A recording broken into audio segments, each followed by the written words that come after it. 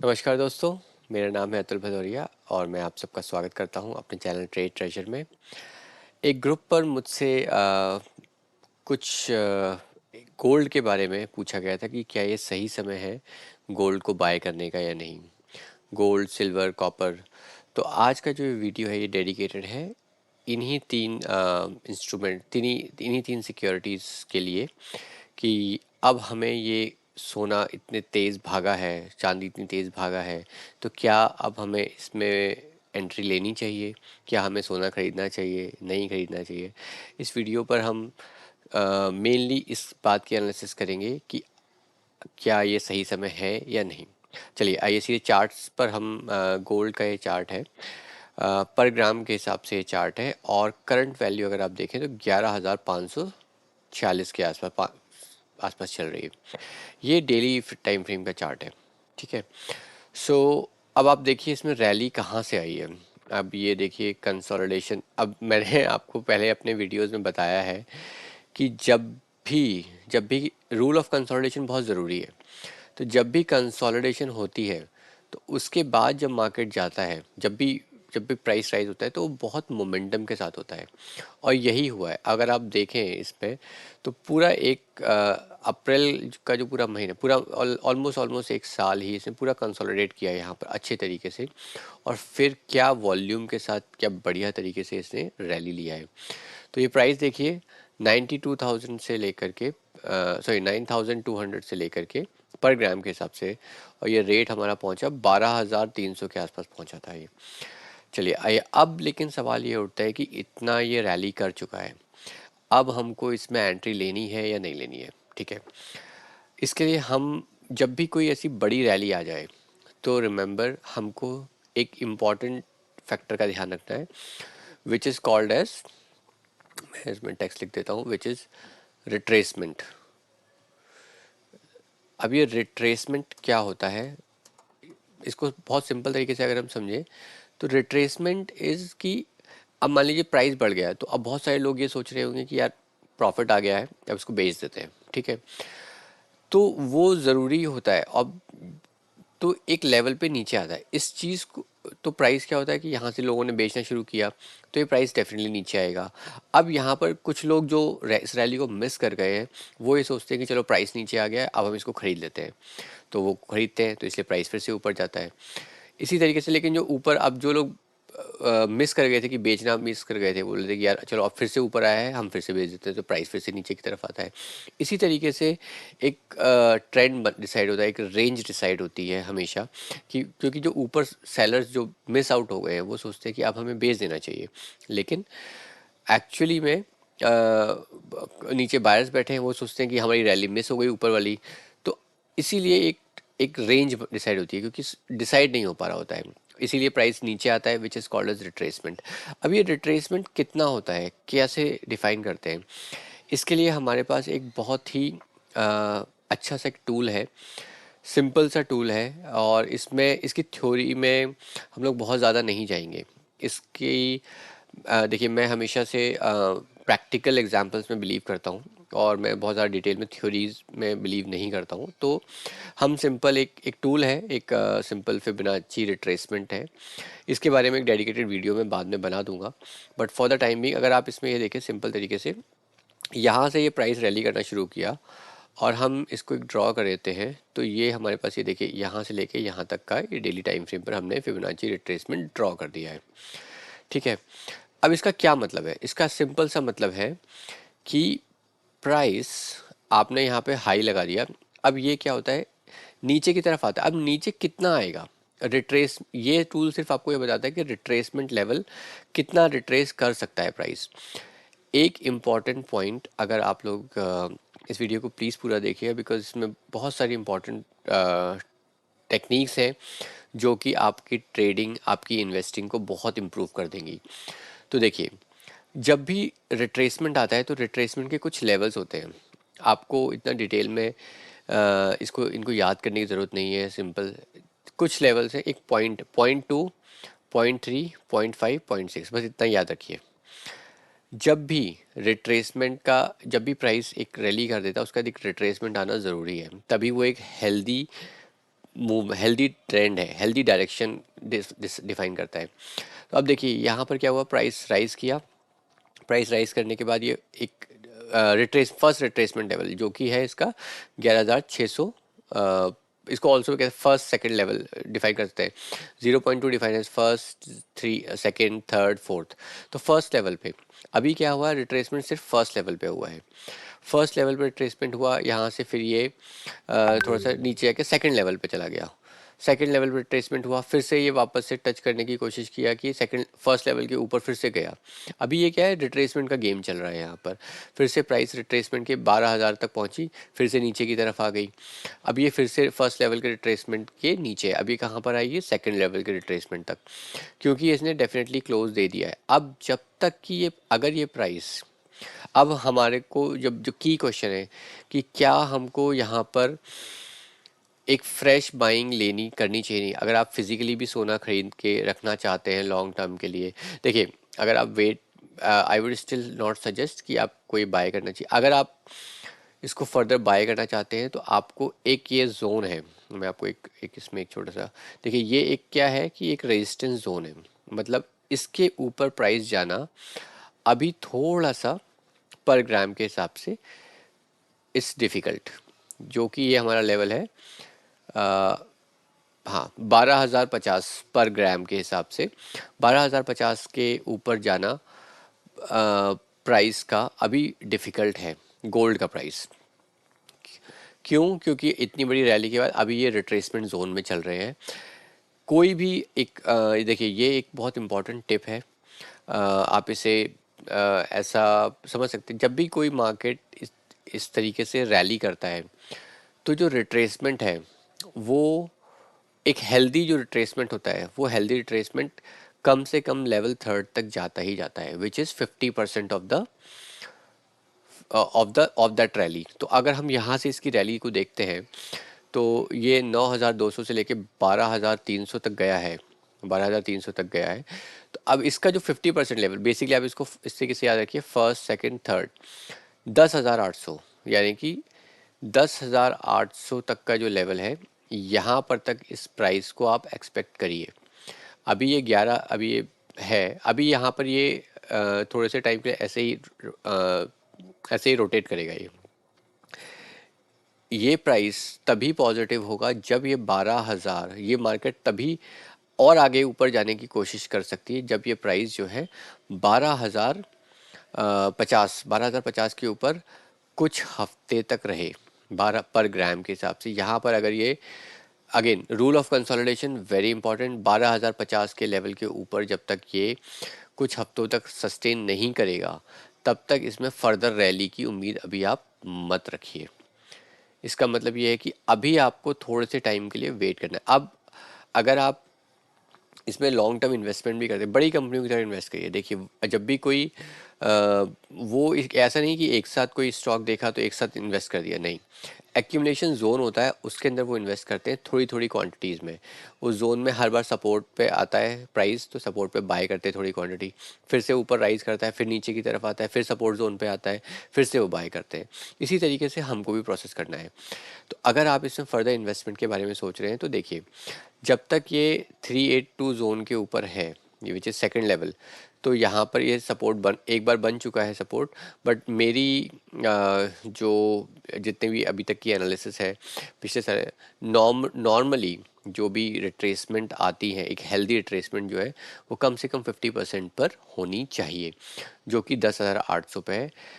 और बहुत ज़्यादा जो भी प्राइसेस होती हैं वो, आप ये मानिए कि एक बार वो fourth level, first second third fourth level पर आकर के वो एक बार, मतलब फिफ्थ लेवल पर सपोर्ट बनाने की कोशिश करेंगी, लेकिन एक बार ड्रॉप करके फोर्थ लेवल पे भी जाएंगी, यहाँ पर भी जा करके वो एक बार थोड़ा सा टाइम स्पेंड करके, और यहाँ से फिर ये एकदम थोड़ा सा टाइम कंसोलिडेट करेंगे, फिर यहाँ से राइज करना शुरू करेंगे फिर इन लेवल्स पे।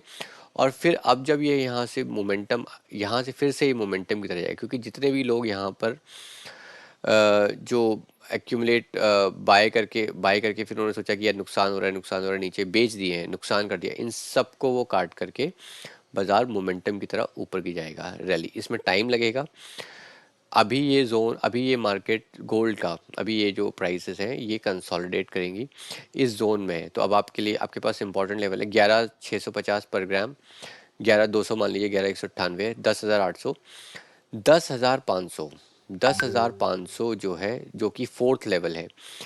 10,500 का लेवल अगर आप टच कर रहे हैं, जब ये प्राइस टच करेगा डेफिनेटली, आप थोड़े से टाइम बाद देखिए, अगर ये 12,050 के ऊपर नहीं जा रहा है तो आपको ये समझिए कि ये प्राइस अभी धीरे धीरे इसी जोन में घूमता रहेगा, घूमता रहेगा, और फिर ये नीचे की तरफ आएगा और 10,500 के लेवल पे जाकर फिर से सपोर्ट बनाएगा, और यहाँ से फिर इसको राइज करना शुरू करना चाहिए, क्योंकि एक अच्छी रैली है, मोमेंटम के साथ रैली है।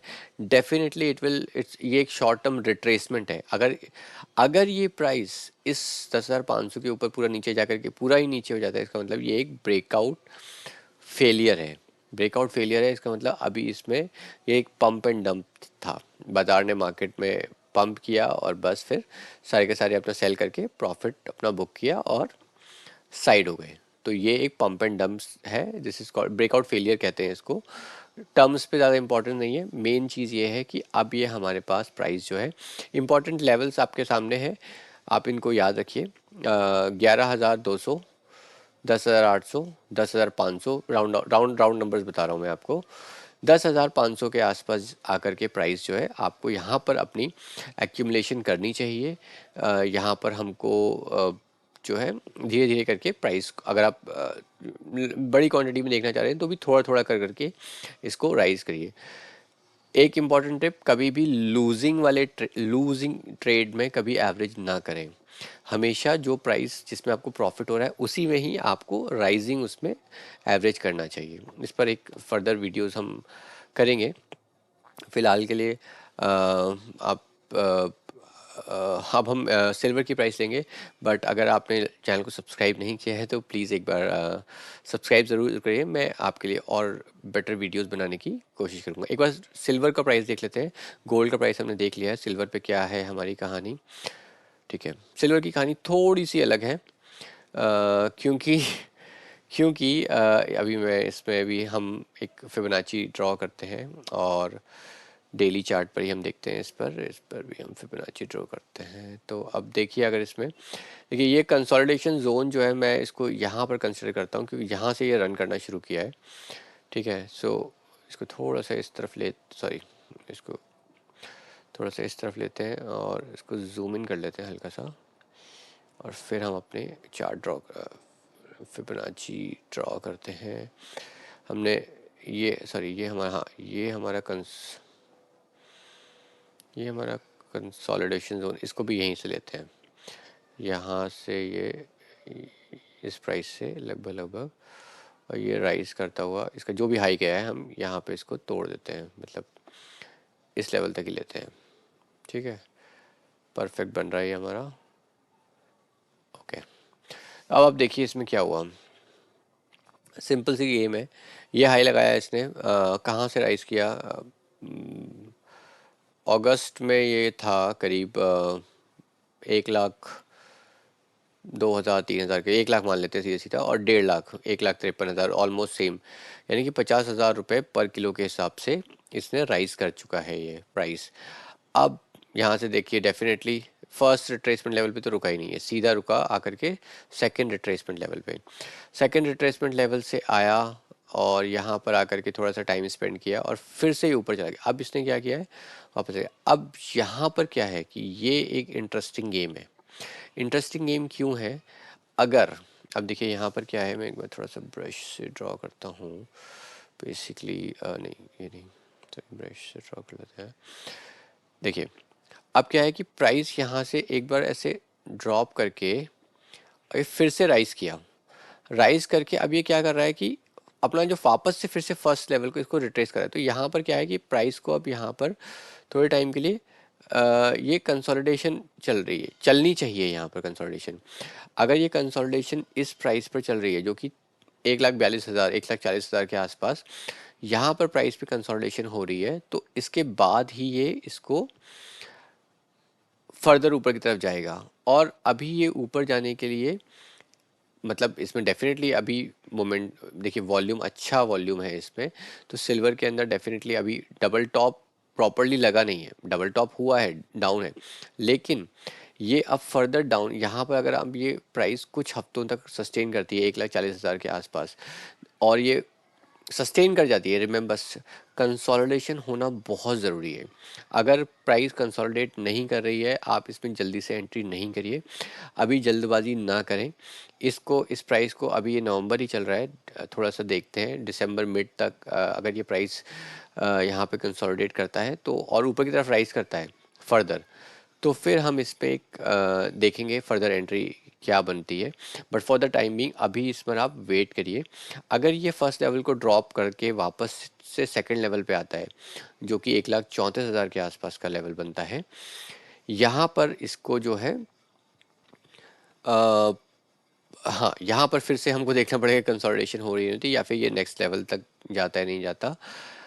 माय एक्सपेक्टेशन इज़ कि अभी इसमें हम डिसाइड नहीं कर पा रहे हैं, क्योंकि अभी ये इस जोन के ऊपर है। इस जोन के ऊपर जब तक हम डिसाइड नहीं कर पा रहे हैं कि अब हमको क्या फर्दर बाइंग करनी चाहिए नहीं करनी चाहिए, तो वो हम इसमें अभी इसको रहने देंगे। एंड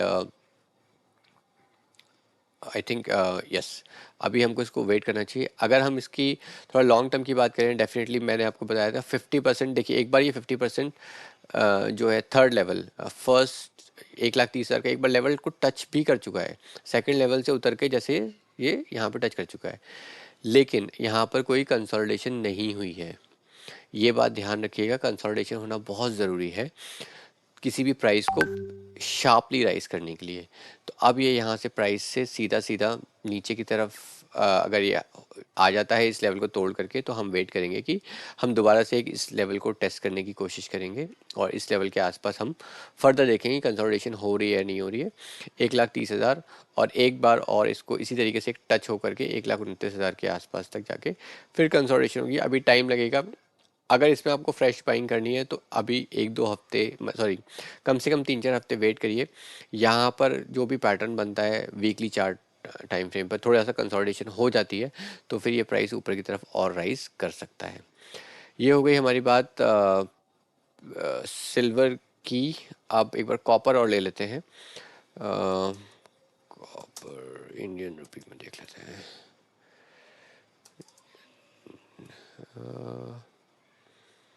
नहीं, कॉपर इसमें नहीं आ रहा है। चलिए मैं आप कॉपर का यहाँ पर देख लेते हैं, यूएस डॉलर्स के हिसाब से चार्ट वाइज देख लेते हैं।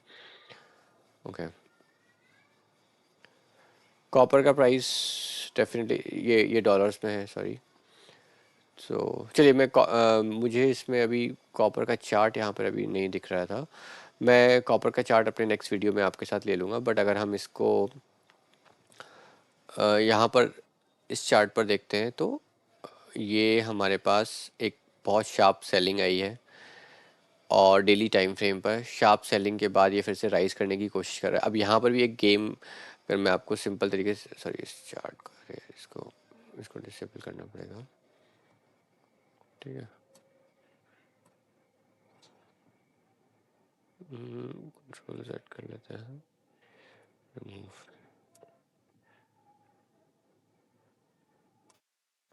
छोड़िए। अब हम चलते हैं रिट्रेसमेंट पर। सो इसमें अगर हम रिट्रेसमेंट लेवल देखते हैं तो ये देखिए, ये इन्वर्स वाला चल रहा है। तो अब ये यहाँ से प्राइस फॉल किया, इसके बाद अब इसमें रिट्रेसमेंट लेवल देखिए, फर्स्ट रिट्रेसमेंट लेवल को क्रॉस कर गया रिवर्स में, सेकंड रिट्रेसमेंट लेवल को क्रॉस कर गया, जो थर्ड रिट्रेसमेंट लेवल 50% का, यहाँ पर ये कंसोलिडेट कर रहा है, इसके ऊपर जाने की कोशिश करी, फिर से नीचे की तरफ आया है। तो अभी ये प्राइस जो है इसका नीचे की तरफ आ रहा है। हालांकि अगर ये प्राइस इस 50% के लेवल से ऊपर की तरफ चला जाता है, यानी कि $5.2 के ऊपर, $5.2 के ऊपर चला जाता है, या 5 पॉइंट, तो फिर इसके पूरे पूरे चांसेस रहेंगे कि ये अगला लेवल जो कि है $5.4, यहाँ पर इसको टच डेफिनेटली करेगा, और ऊपर की तरफ ये एक रेजिस्टेंस जोन है 5.46, यहाँ तक टच ज़रूर करेगा। उसके बाद हम इसमें फर्दर एक्शन देख सकते हैं। अभी ये जोन स्टिल नेगेटिव टेरिटरी में है, 50% के रिट्रेसमेंट लेवल पर है, और यहाँ पर जो है इसको कंसिस्टेंटली इस तरीके से ये मूव, अभी कंसोलिडेशन जोन में चल रहा है, तो डेफिनेटली चांसेस यही है कि अभी ये यहाँ से और नीचे की तरफ ही जाएगा, जब तक कि या फिर इस जोन से बाहर या तो ये लेवल तोड़े $5.01 का, या फिर ये $5.2 के ऊपर जा करके सस्टेन करे, तभी इस पर डिसीजन ले सकते हैं। इस जोन के अंदर आपको ट्रेडिंग नहीं करनी है, आपको इन्वेस्टमेंट नहीं करना है, ये एक बहुत ही रिस्की जोन है। देखिए, सेकंड लेवल और थर्ड लेवल, ये first second third, third level, second और थर्ड लेवल के बीच का जो जोन है ये थोड़ा रिस्की जोन होता है, बहुत वोलेटिलिटी रहेगी, और इस तरीके से ही इसमें एक मूवमेंट बहुत ज़्यादा रहेगी और कंसोलिडेशन चलती रहेगी। आप कंसोलिडेशन में फंस जाओगे अगर आप ट्रेड करोगे तो, या फिर आप शॉर्ट टर्म ट्रेड की तरह यहाँ पर रेजिस्टेंस, यहाँ पर सपोर्ट बना करके इसको ट्रेड कर सकते हो। लॉन्ग टर्म इन्वेस्टमेंट के लिए अभी सजेस्ट नहीं करूँगा, क्योंकि जब तक कि ये पूरा का पूरा रिवर्स होकर के यहाँ तक नहीं आता $5.6 के आसपास, तब तक इसमें फ्रेश एंट्रीज बनाना for a long term investment it is not recommended, it is not recommended. Okay, so आज के लिए आई थिंक हम ये तीन ही हम लेने वाले थे। एक अपडेट है जो कि मैंने पिछले वीडियो में आपको LIC के बारे में बताया था। प्राइस जो है वो राइज करता हुआ दिख रहा है, ये 3 मिनट का टाइम फ्रेम है। एक बार इस चार्ट पर इसको फटाफट देख लेते हैं। देखिए, मैंने आपको बोला था कि पहले वीडियोस में आपको बोलता आया हूँ कि 890 का जो लेवल है वो बहुत की लेवल है, बहुत की लेवल है 890 का, जो कि हम उसके ऊपर जा चुके हैं। 900 का लेवल जो है उसके बाद जो है नेक्स्ट की लेवल था, हम इसको भी क्रॉस कर चुके हैं। अब हमने वापस से एक लेवल बनाया है 915 का। अगर आप लोगों ने एंट्री नहीं करी है अभी तक इसमें, कोई बात नहीं है, लेकिन मैं आपको बता दूं कि इसमें एंट्री जो है अब आपके लिए थोड़ा सा रिस्क फैक्टर बढ़ गया, क्योंकि अगर अब आप एंट्री लेंगे तो इसमें देखिए आपका रिस्क जो है वो बढ़ गया है। पहले रिस्क सिर्फ 10 पॉइंट्स का था, अब यहाँ पे 25 पॉइंट्स का हो गया रिस्क, क्योंकि यहाँ पे अब ये प्राइस 915 पर ट्रेड कर रहा है।